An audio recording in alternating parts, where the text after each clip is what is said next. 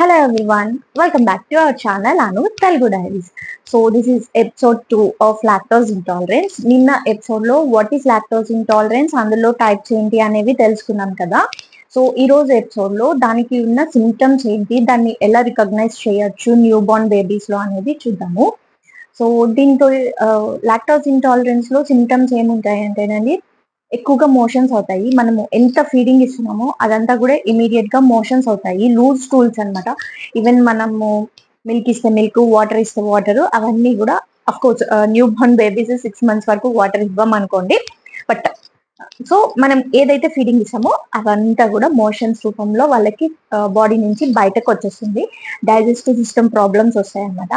Gas, bloating, mainly gas, పొట్ట ఉబ్బరం కింద ఉండడము, వాళ్ళు స్టమక్ పెయిన్ వస్తుంది అనమాట. వాళ్ళకి బాగా క్రాంకీగా ఉంటారు. అండ్ టూ డిహైడ్రేట్ అయిపోతూ ఉంటారు అనమాట. వీళ్ళు ఎక్కువ స్లీపీగా ఉంటారు.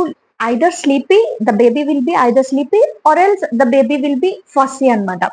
సో చాలా క్రాంకీగా బిహేవ్ చేస్తూ ఉంటారు. బాగా ఎక్కువ నిద్రపోతూ ఉంటారనమాట.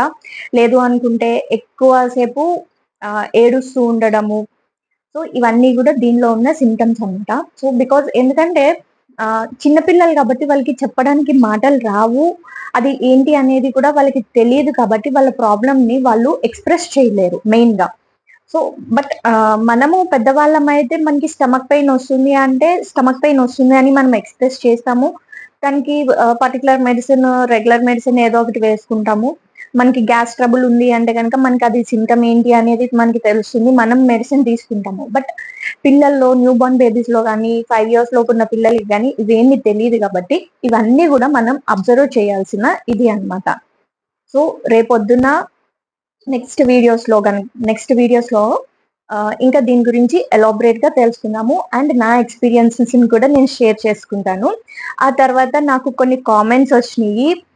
యూట్యూబ్ లో నేను ఆల్రెడీ పోస్ట్ చేశాను లాంగ్ వీడియో ఒకటి, దానికి సంబంధించి కామెంట్స్ వచ్చినాయి. నెక్స్ట్ నాకు ఇన్స్టాగ్రామ్ లో కూడా డిఎమ్స్ చేశారనమాట కొంతమంది.